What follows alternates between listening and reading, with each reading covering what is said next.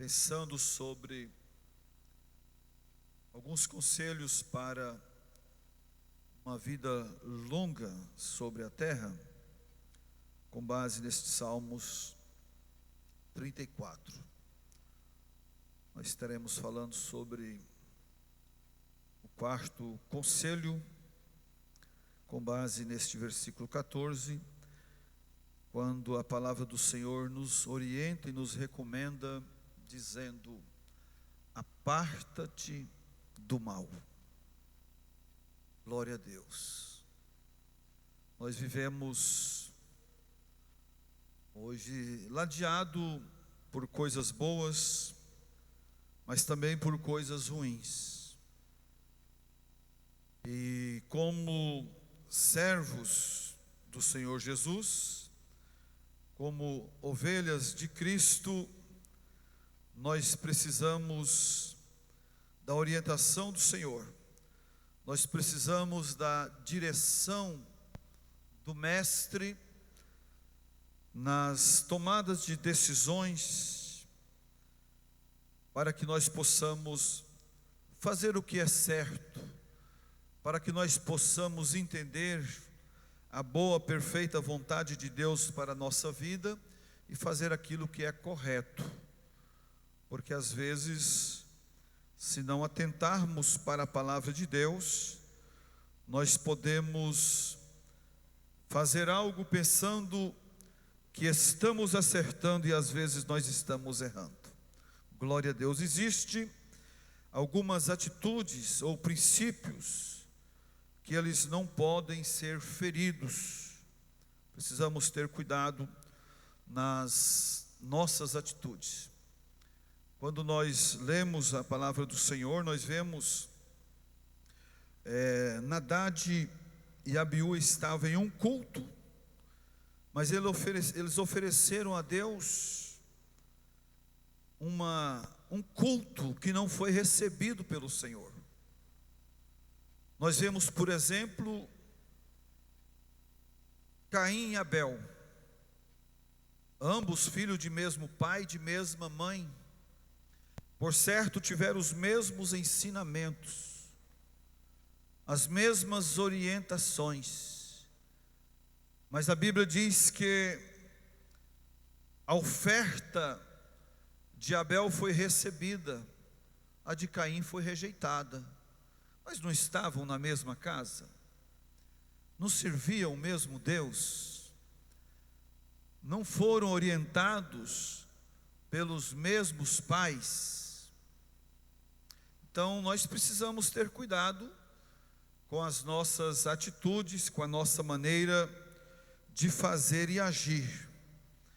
Quando Davi foi trazer a arca para Jerusalém, de forma indevida, de forma errada, havia uma forma de conduzir a arca.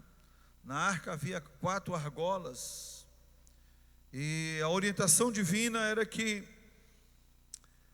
se fazia necessário 4 homens da linhagem sacerdotal para conduzir a arca.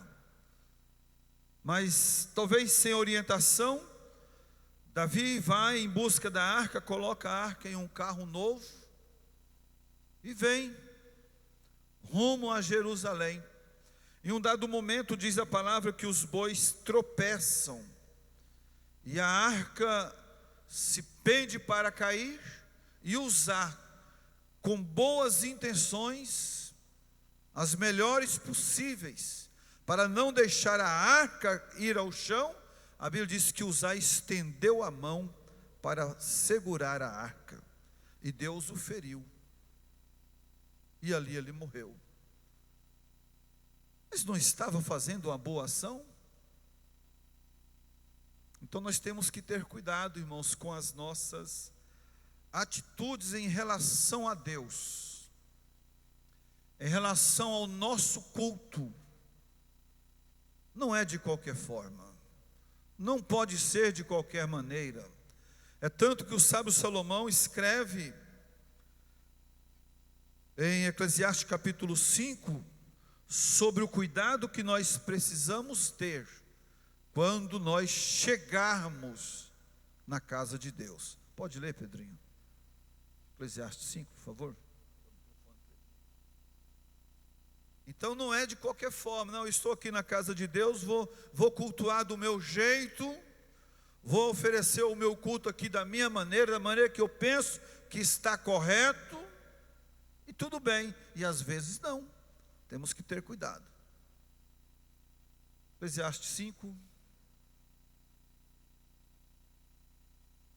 som no microfone aqui, irmão, por favor.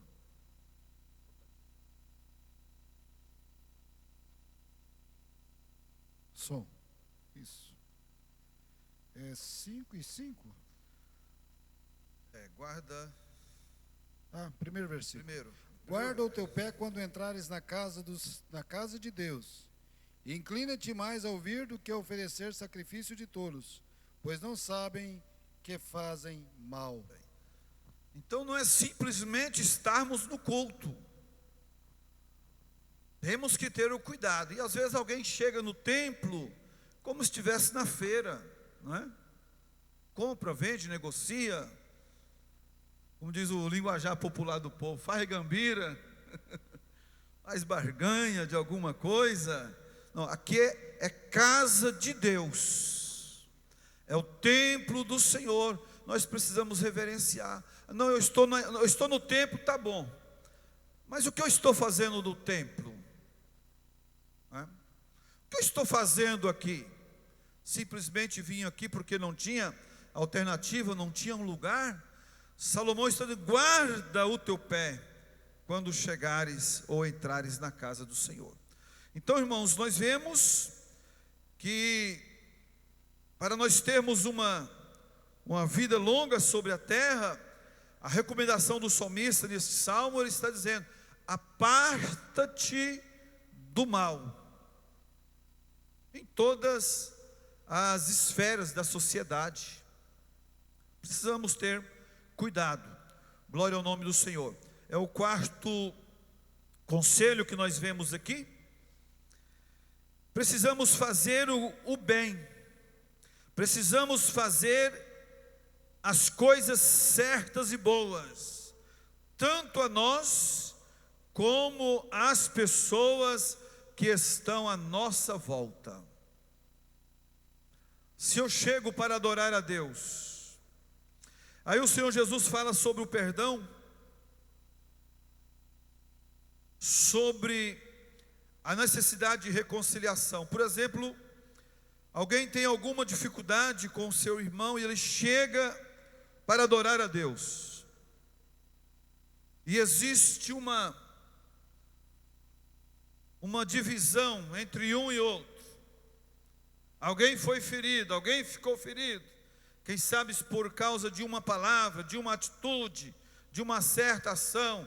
Aí a gente vem, existe o problema entre ambos, mas parece que está tudo normal. A gente chega aqui, cada um presta o seu culto a Deus, vem, volta para casa e o problema continua entre ambos. O que Jesus recomenda? Jesus recomenda que haja um conserto. Jesus recomenda sobre a necessidade de perdão. E o Senhor Jesus, ele foi enfático quando ele disse: olha, se trouxeres a tua oferta, não está falando de dinheiro, né? Se trouxeres o teu culto, e lembrares que teu irmão tem alguma coisa contra ti, Jesus disse: deixa aí no pé do altar a tua oferta. Vá, conserta lá com teu irmão, depois você vem e apresenta a tua oferta. Mas quantas vezes a gente toma conhecimento de pessoas que chega e volta com problemas? Existe um problema de relacionamento entre pessoas que não foram acertados, não foram curados. Mas eu estou vindo, eu estou cultuando. Mas como está isso diante de Deus, não é? Então a palavra do Senhor, ela está nos orientando sobre a prática do bem. E nós precisamos, irmãos, observar estas coisas. Eu sirvo a Deus da melhor forma possível. Eu tenho comunhão com Deus. E a sua comunhão com seus irmãos? Não, aquele irmão lá Não, aquela irmã, eu prefiro ficar mais de longe dela. Tem uns até dizem assim, usa o termo dizendo assim, o meu anjo da guarda não combina com o dela. Então, irmãos, nós precisamos tirar de nós aquilo que nos separa de Deus. Precisamos fazer o bem, fazer as coisas boas, tanto a nós como aqueles que estão à nossa volta, porque isto é bíblico, é mandamento bíblico. Nós precisamos acertar as nossas diferenças, porque de repente pode acontecer, um culto vai ser recebido e o outro, uma oferta vai ser aceita, a outra não. Veja como Caim se irou com seu irmão Abel. Ambos trouxeram oferta ao Senhor. Um trouxe do campo, outro trouxe da terra, das ovelhas, outro trouxe lá da lavoura. O certo é que Deus atentou para a oferta de Abel. Ela foi recebida. E diz a palavra lá em Gênesis capítulo 4, que o Senhor não atentou para a oferta de Caim. E aí ele estabeleceu o mal no seu coração. A culpa era de quem? Do seu irmão Abel? Não. Vamos ler Gênesis capítulo 4. Glória ao nome do Senhor Jesus.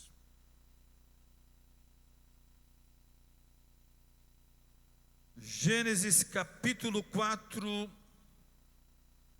o verso 3. E aconteceu ao cabo de dias que Caim trouxe do fruto da terra uma oferta ao Senhor. E Abel trouxe dos primogênitos das ovelhas e da sua gordura. E atentou o Senhor para Abel e para a sua oferta. Mas para Caim a sua oferta não atentou. E irou-se Caim fortemente, e descaiu-lhe o seu semblante. E o Senhor disse a Caim: por que te iraste? Por que descaiu o teu semblante? Se fizeres bem, não serás aceito, e se fizeres o mal, repetindo o verso 7, se fizeres o bem, não haverá aceitação para ti, e se fizer o bem, e se não fizeres o bem, o pecado jaz à porta, e para ti será o teu desejo, e sobre ele te dominará. Então aqui, quando Caim viu que o Senhor atentou para a oferta do seu irmão Abel, ele se irou fortemente. A Bíblia diz aqui que ele descaiu-lhe o seu semblante, ele se entristeceu, mas estava no culto. Estavam no culto.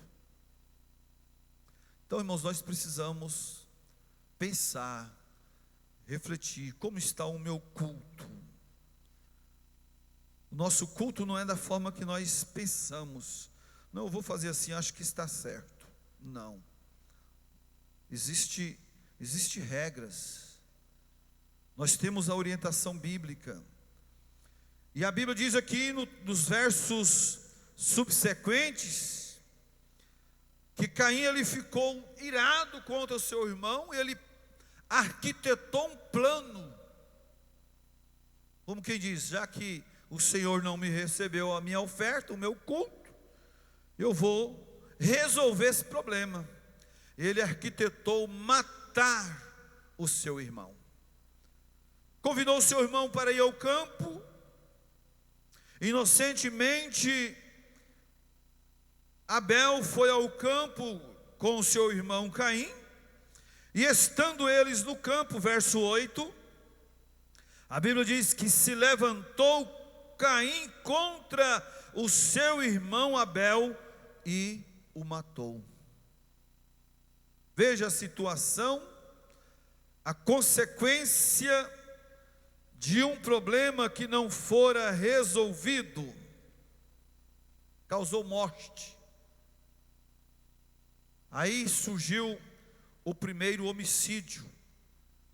Mas nós estamos pensando aqui nesta noite sobre este quarto conselho nos Salmos 34, onde a palavra de Deus ela nos orienta a nos apartar do mal e fazer o bem. Vamos ler Amós capítulo 5, versículo 14, diz assim, os irmãos abram sua Bíblia, Amós 5,14. Buscai o bem e não o mal, para que vivais, e o Senhor dos exércitos estará convosco. A orientação aqui é para quê? Para buscar o bem e não o mal. Buscar as coisas boas, buscar aquilo de bom que o Senhor Deus tem prometido a todos nós. Buscai o bem e não o mal, para que vivais. Buscai o bem e não o mal, para que sejais cheios do Espírito de Deus. Buscai o bem e não o mal, para que estejais cheios da presença do Senhor, para que tenhais vida. Glória ao nome do Senhor. Quando nós buscamos o bem, diz aqui Amós, que o Senhor dos exércitos, Ele estará conosco. Então, ao passo que nós estamos na nossa jornada de fé espiritual, buscando o que é bom, buscando as coisas boas, buscando o que vem do alto, com certeza nós teremos a aprovação de Deus. E muitas pessoas, às vezes, deixam de ser abençoados por causa da intenção. Existem pessoas que fazem as coisas com uma segunda intenção, fazem as coisas com um certo propósito. Eu vou fazer assim para que aconteça assim.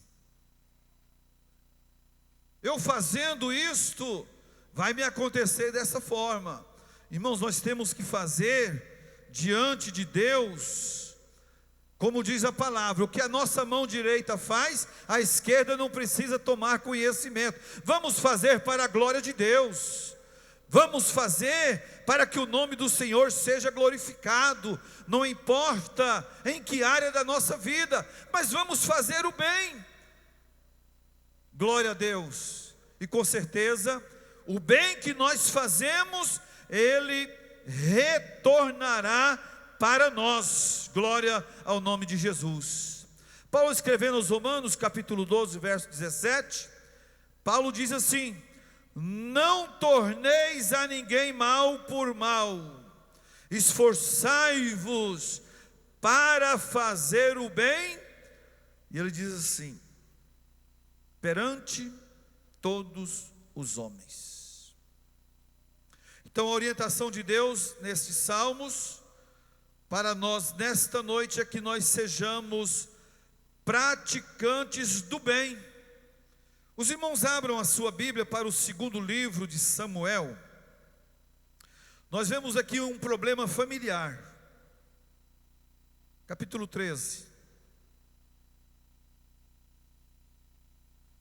Um problema familiar que iniciou e que ele perdurou por longos anos. Quando nós estudamos sobre a vida de Davi, nós vamos entender quando ele comete o pecado com Betseba, o fruto daquele relacionamento, aquela criança morreu. E quando o profeta foi ter com Davi, ele ditou alguma coisa para Davi que aconteceria ao longo da sua vida, como consequência daquele pecado, daquele mal que ele havia praticado. Os anos se passaram, e aqui no capítulo 13, nós vemos algo terrível que aconteceu. Aqui fala de Aminon e Tamar. Aminon, ele comete o incesto. Aminon, dos filhos de Davi, ele se apaixona pela sua própria irmã. E ele ficou doente. E ele tinha um amigo aqui por nome de Jonadab. E quando Jonadab percebeu a tristeza nos olhos de Aminon, começaram a conversar e perguntar: rapaz, o que é que está acontecendo contigo? Tu está triste. E ele começa a relatar que estava sentindo atração pela sua irmã Tamar. E aqui nós vemos o resultado de um mau conselho. Nós estamos estudando sobre a prática do bem, e aqui nós vemos esse Jonadab, que era amigo de Aminon, ele aconselha a Aminon, dizendo: rapaz, esse seu problema é fácil de resolver. Está gostando da tua irmã? Estou. Finge doente. Você vai fingir que está doente, aí o seu pai vai te visitar. Olha a coisa premeditada, irmãos. E você vai dizer para o seu pai: olha, eu quero que o Senhor permita que a minha irmã Tamar venha aqui fazer 2 bolos para que eu coma da sua mão. Já arquitetado o plano. O projeto já estava pronto pela orientação de Jonadab. Então, quando o rei toma conhecimento que Aminon estava naquela situação, estava emagrecendo, sendo ele filho do rei, e então o rei toma conhecimento, foi visitá-lo, disse: rapaz, o que está acontecendo? Ele fingiu, verso 5. Verso 5 diz assim: e Jonadab lhe disse: deita-te na tua cama e finge-te doente, e quando teu pai te vier visitar, diz-lhe: peço-te que minha irmã Tamar venha e me dê de comer pão, e prepare a comida diante dos meus olhos, para que eu veja e coma da sua mão. E foi o que ele fez. Fingiu doente. E às vezes, irmãos, no nosso convívio, a gente vê pessoas com atitudes premeditadas. Não, eu vou fazer assim que vai acontecer isso. Não é? Premeditadas. Mas estudando a vida de Tamar, de Aminon, nós vamos ver a consequência que ele sofreu por causa das suas atitudes. Mas o certo é que ele atendeu o convite, o conselho de Jonadab. Ele deu ouvido ao conselho de Jonadab. Ele fingiu doente, deitou em sua cama, e quando o rei foi visitá-lo, aí ele contou a história para o seu pai. Ele disse: olha, manda a minha irmã vim preparar comida diante dos meus olhos, para que eu veja e para que eu coma da sua mão. E o rei, sem pensar em nenhuma consequência, permitiu.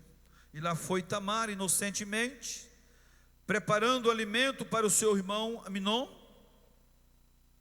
diante dos seus olhos.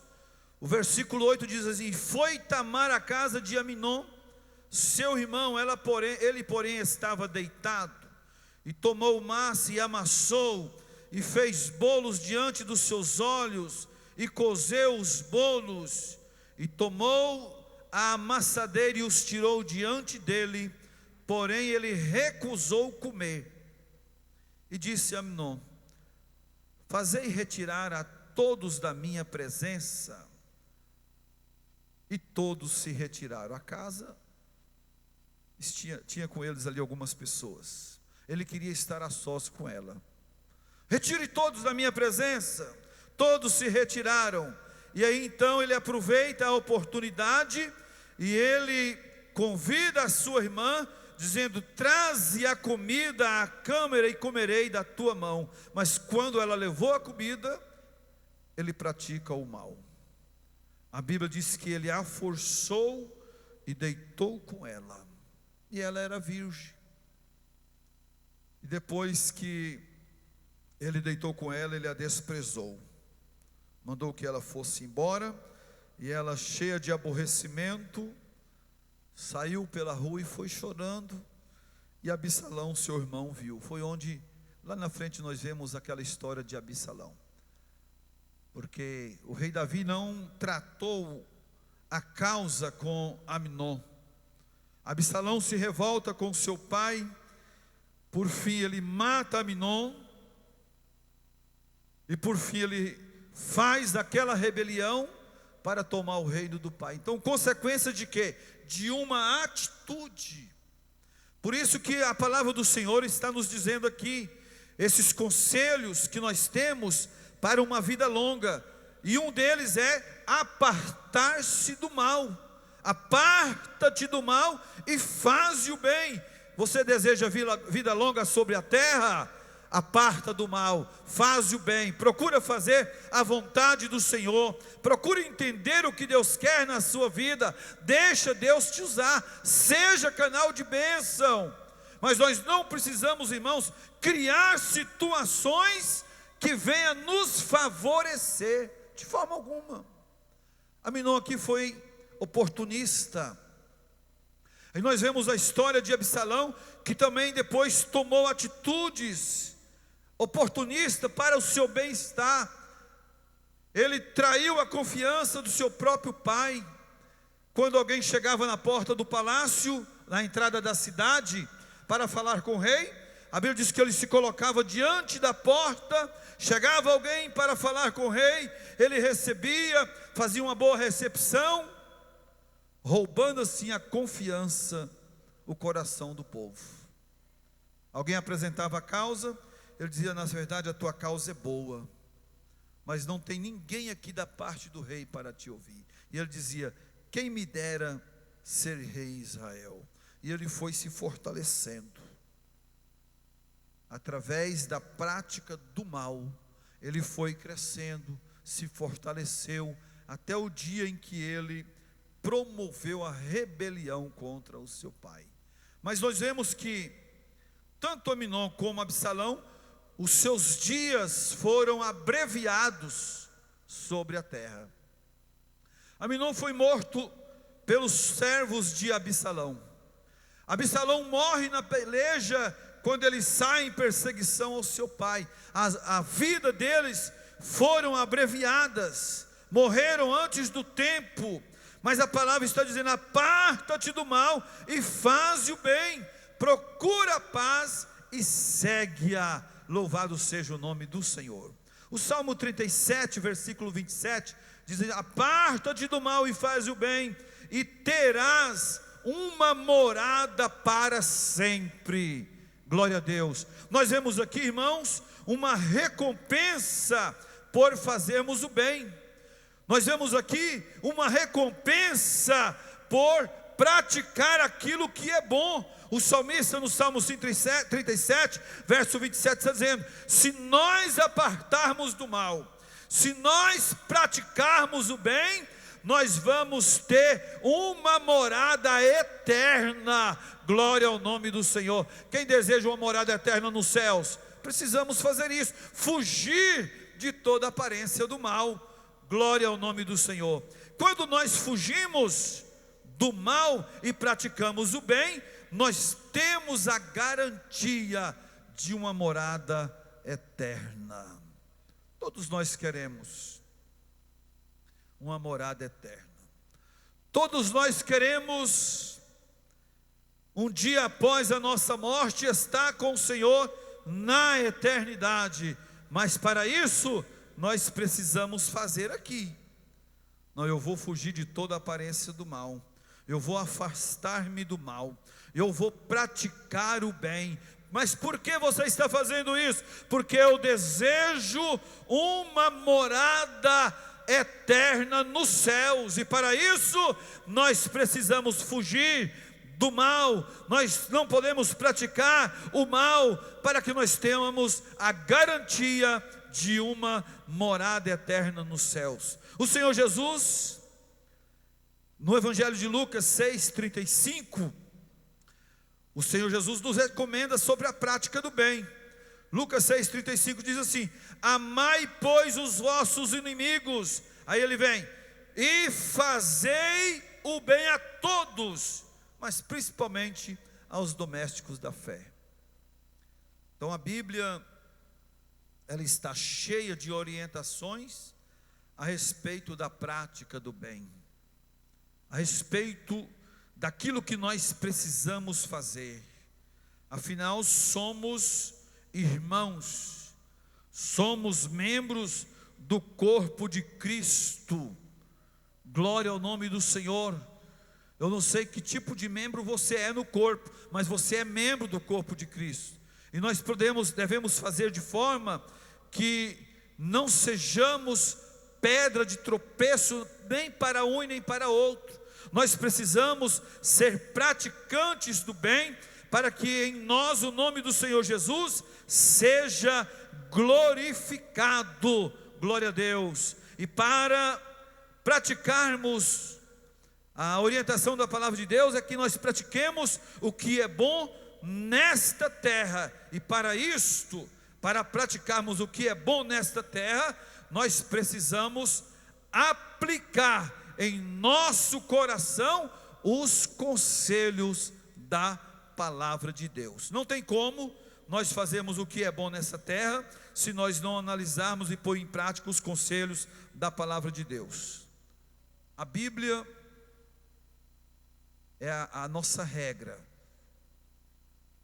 Se nós não fizermos uso da palavra, por mais que nós queiramos, por mais que o homem queira, se ele não fizer uso das escrituras sagradas, ele não consegue fazer o que é bom. Até porque o próprio apóstolo Paulo falou sobre isso. Quando eu quero fazer o bem, eu faço o mal que eu não quero fazer. Então o que nós precisamos, irmãos, como servos do Senhor que nós somos? Nós precisamos aplicar em nós a palavra de Deus, porque a palavra é ela que faz tudo que nós necessitamos. A palavra de Deus, ela nos aperfeiçoa. O primeiro benefício da palavra de Deus que nós encontramos é no livro de Timóteo, segunda carta a Timóteo, capítulo 3, versos 16 e 17. Então, olha, se você quer aperfeiçoar a sua vida, você quer ser praticante do bem, ame a palavra, aplique a palavra no teu coração. Segunda carta de Timóteo 3, 16 e 17, diz: toda palavra é inspirada por Deus, ela é útil para ensinar, para orientar, para corrigir, para educar na justiça, a fim de quê? De que o homem de Deus seja perfeito e perfeitamente habilitado para toda boa obra. Quem quer ser praticante do bem? Todos nós queremos. O que nós precisamos fazer? Colocar em prática os conselhos da palavra de Deus na nossa vida. Primeiro conselho aqui, primeiro benefício da palavra de Deus que nós encontramos aqui, é que a palavra, ela tem o poder aperfeiçoador. Eu não posso mudar a sua vida, eu não posso moldar a sua vida, mas a palavra de Deus, ela te muda. A palavra de Deus, ela nos molda. A palavra de Deus, ela tira de nós aquilo que não é bom e coloca em nós aquilo que é reto, que é agradável aos olhos do Senhor. E quando a palavra de Deus, ela está enxertada em nós, aí nós fazemos o que é bom. Nós temos facilidade de fazer o que é bom. Por quê? Porque a palavra de Deus, ela está em nós. Por isso que o salmista com muita razão diz: eu guardei a tua palavra no meu coração.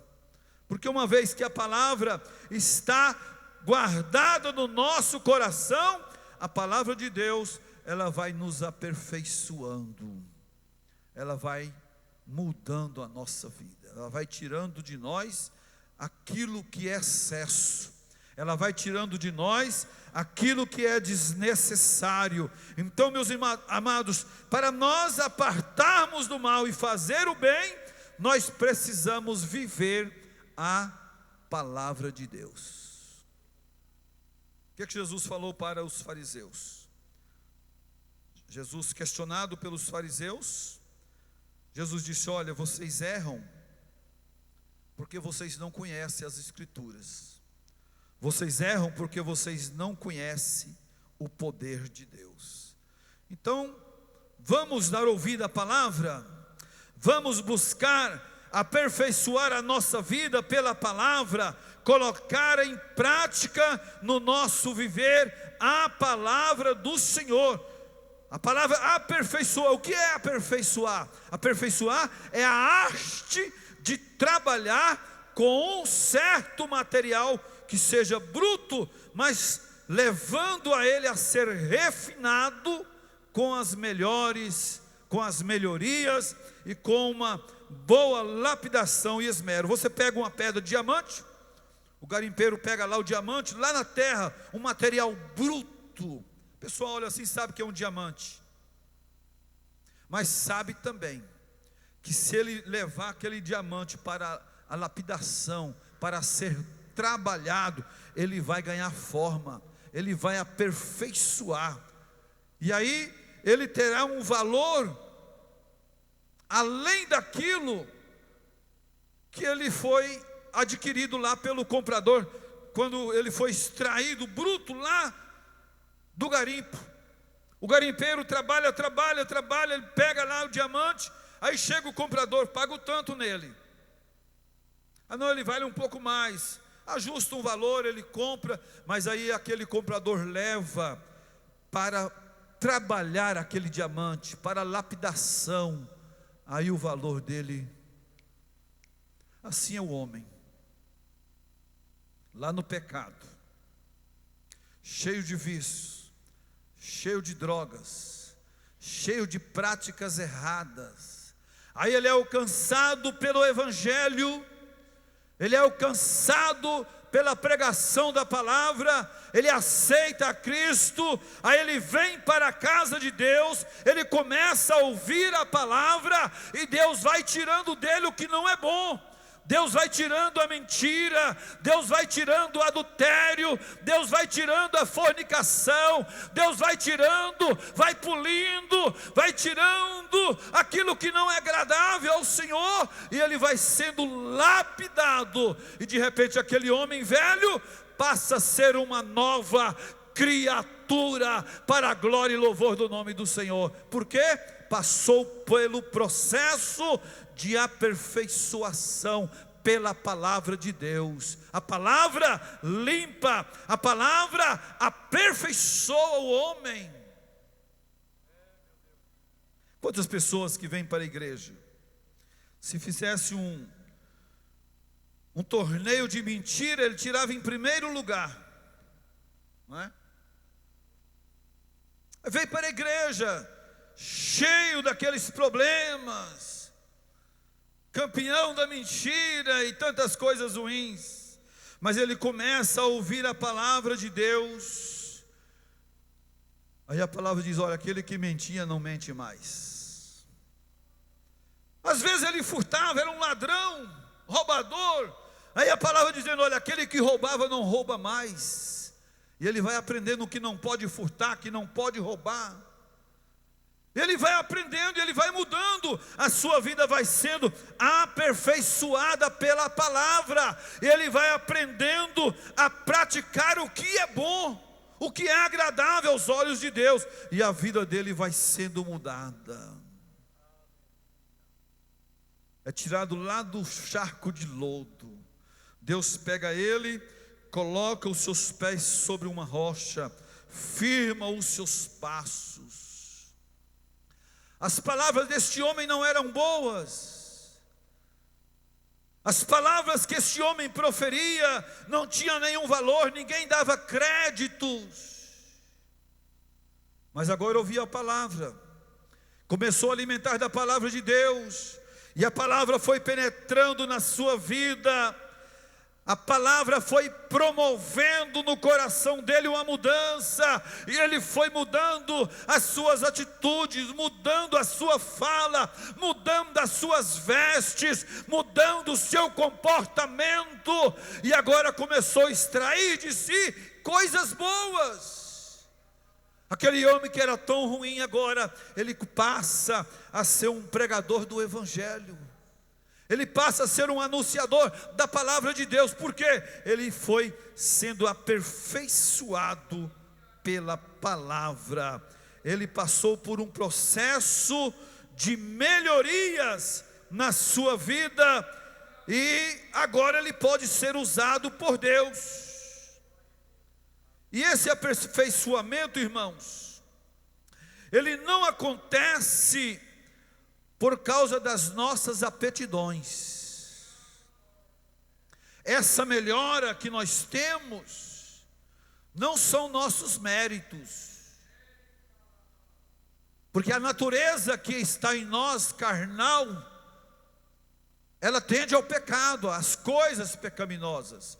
Então esse aperfeiçoamento não são nossas aptidões, mas nós somos transformados pela graça maravilhosa de Deus que nos alcançou. Não é porque eu sou bom, não é porque você é bom, não é porque nós somos bons ou melhores do que ninguém, não. É a graça de Deus na nossa vida, é a graça de Deus na vida da igreja. Tito escreveu dizendo: porque a graça de Deus se há manifestado, trazendo salvação a todos os homens. É a graça que faz a mudança na nossa vida.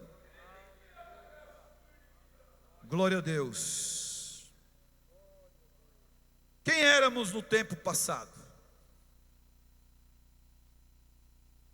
Para que servíamos?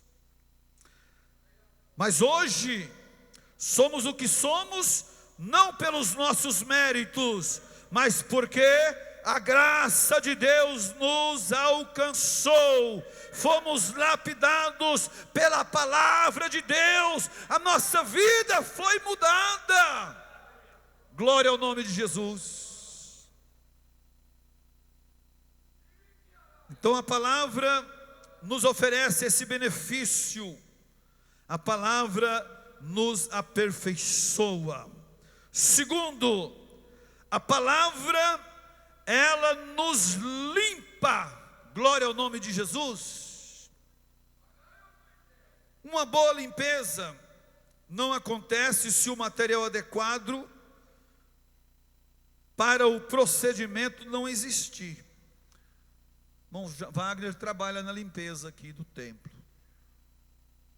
Hoje mesmo ele disse: pastor, o material tal acabou. Então tem que ter material. As irmãs na sua casa, para uma boa faxina, tem que ter material adequado. Existem faxinas específicas que tem que ter material diferenciado, qualificado. Então uma boa limpeza, ela não acontece se o material para o procedimento não for adequado. Polimento de um veículo, compra um veículo lá, está todo manchado, todo feio, aí você leva ele lá no lava-jato, ele lava, aí ele faz um polimento cristalizado, há um processo do lixamento, aí pule com a massa número 2, depois usa uma cera, e quando sai dali, está novo, o brilho intenso, porque teve um material adequado para aquele procedimento.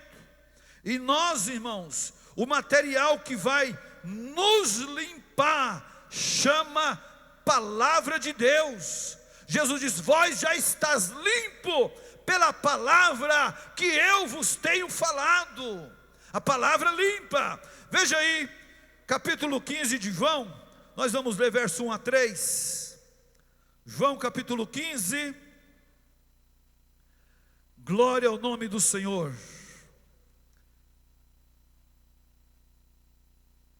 João capítulo 15, versos 1 ao versículo 3, Jesus começa dizendo: eu sou a videira verdadeira, o meu pai é o lavrador. Toda vara em mim que não dá fruto, atira, e limpa toda aquela que dá fruto, para que dê mais fruto.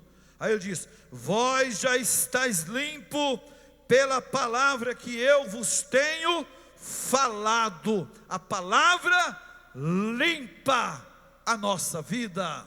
Glória a Deus. A palavra tem te alcançado? Às vezes, meus irmãos, nos nossos cultos nós não queremos ser confrontados com a palavra. Às vezes nós chegamos e queremos ouvir uma palavra diferente, algo que massageia o nosso ego, mas se faz necessário nós sermos confrontados com a palavra de Deus. Deus precisa trabalhar em nós, e Ele trabalha com a sua palavra. Glória a Deus. Certa vez Paulo falou com Pedro na cara: você está agindo errado, não é assim. Glória ao nome do Senhor. A palavra de Deus, ela precisa nos confrontar. Ah, não, eu quero chegar aqui e aquela palavra de chave de carro, aquela palavra de prosperidade, aquela palavra de bênção, mas o Senhor quer trabalhar em nós, dizendo a necessidade que nós temos de acertar a nossa vida, de ter uma vida reta diante de Deus. Foi o que ele disse para Caim: se fizeres bem, não serás aceito. Caim, ele foi confrontado com a palavra, mas o que aconteceu? Ele endureceu o seu coração. Mas o que o Senhor diz para nós nessa noite: se hoje ouvirdes a voz de Deus, não endureçais o vosso coração. Glória ao nome do Senhor. Se você está sendo confrontado com a palavra de Deus, dê glória ao nome do Senhor, dê glória para Jesus, porque Ele vai mudar a sua vida. Vamos ler Jeremias 29, 11, 12, 13. Nós já vamos terminar. Jeremias 29, 11, 12, 13, diz assim: veja bem, aqui fala dos pensamentos de Deus ao nosso respeito. Porque eu bem sei os pensamentos que tenho de vós, diz o Senhor, pensamentos de paz e não de mal, para vos dar o fim que esperais. Então invocareis e ireis, e orareis a mim, e eu vos ouvirei. E buscar-me-eis e me achareis, quando buscardes de todo o vosso coração. Veja bem, os pensamentos de Deus ao nosso respeito são pensamentos bons. Deus quer o melhor para nós. Deus quer o melhor para a sua vida. Deus quer o melhor para a sua casa. Deus quer o melhor para a sua família. Mas nós precisamos nos posicionar de forma que a boa mão de Deus venha estar sobre nós. O Senhor, irmãos, o Senhor vai trabalhar na sua mente. Eu anotei aqui: o Senhor vai trabalhar em sua mente, em seu coração, para que a sua mente não fique estagnada, conformada com o mundo. Veja bem, o Senhor vai trabalhar no seu coração e na sua mente, para que a sua mente não fique estagnada ou conformada com o mundo. Nós estamos vivendo esses dias, pessoas estão se conformando, mas Paulo, Romanos 12, verso 2 diz: não vos conformeis com este mundo. Mas a orientação de Paulo na sua carta aos Romanos é: mas transformai-vos pela renovação do vosso entendimento. Para quê? Para que experimenteis qual seja a boa, a perfeita e a agradável vontade de Deus. Deus não quer que a sua mente esteja aí conformada com o mundo. Deus não quer te ver conformado com o pecado. Não, é assim mesmo, as coisas mudaram. Não, irmãos, as coisas mudaram, mas o pecado não pode ter lugar no nosso coração. As coisas mudaram, mas nós continuamos caminhando para o céu. As coisas mudaram, mas a nossa regra de fé é a palavra de Deus. Pecado é pecado. Nós não podemos deixar que o pecado tenha domínio sobre a nossa vida. Então nós não podemos nos conformar com este mundo. O terceiro benefício da palavra de Deus é a santificação. Glória ao nome do Senhor Jesus.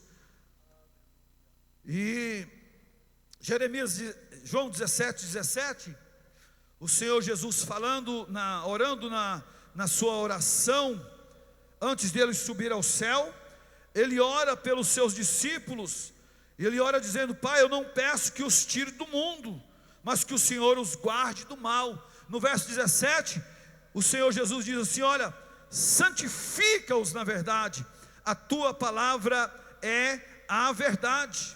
E é a palavra de Deus, somente a palavra de Deus, que pode nos livrar deste mundo mal.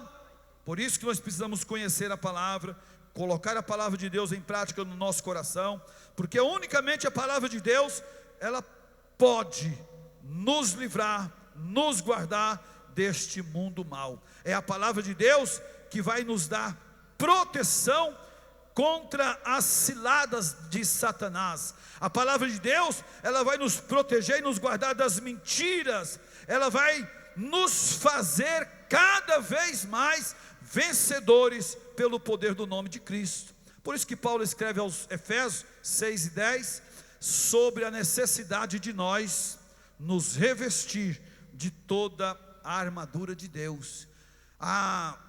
O terceiro benefício aqui da palavra de Deus está falando da santificação. E existe pelo menos 3 agentes da santificação.